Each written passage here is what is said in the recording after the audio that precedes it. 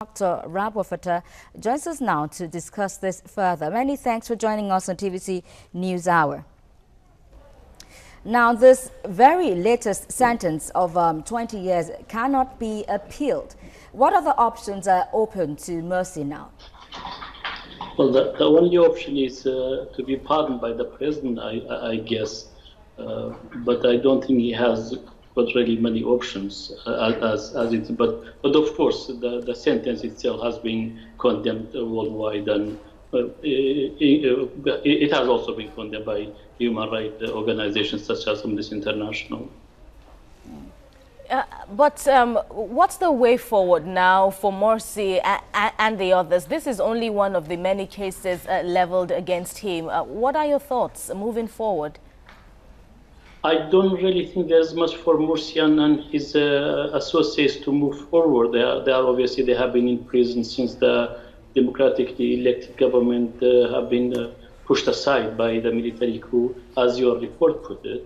But I guess it's for Egypt itself and for Sisi's administration to try to look for more sensible way in Egypt to move forward instead of just handing out sentences in court. And as we know, there are about 40 to 60,000 political prisoners in Egypt, which I don't really find any justification for it. And some of them are like young people, mostly media activists in social media and so on.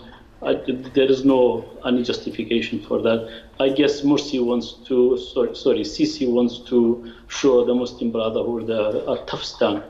But that doesn't help moving Egypt forwards, and also Egypt somehow has been isolated in the region and also internationally. And Sisi's administration himself actually been isolated. Dr. Fatah, a different court had earlier sentenced Morsi to death. Now, this latest sentence of 20 years, which of the sentences takes precedence here? I think the secession court, the one which is handed out the 20 years sentence, will have more power than the previous one. But let us not forget, this is only one of them, because Morsi has been accused of a high number of crimes, and this is like just one of them. So I don't know for how long he's going to stay in prison. What's your projection as to what the future holds now for the Muslim Brotherhood now? Are we seeing them being successfully phased out? I don't believe so. I don't believe a political group such as Muslim Brotherhood, let us not forget that they won a majority in, just was 3 years ago, in June 13. And just assuming that just because a high number of them have been sentenced in Egyptian courts, and we can in that way eliminate the ideology of the Muslim Brotherhood, I think it's very naive. I believe the way forward, bring all the political groups into the political process, and probably really the only way in front of Sisi himself and his administration would be that to maybe start a fresh elections and just push all that behind and open a new phase of Egypt's history.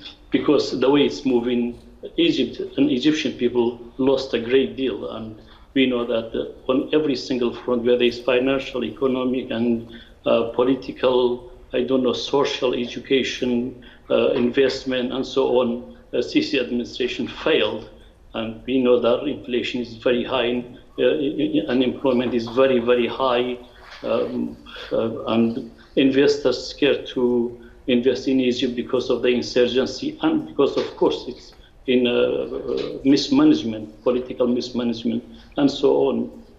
Egypt really has come to a dead end, and whether Sisi himself can survive is very questionable, and a lot of commentators, including myself, questions the survival of Sisi and his administration.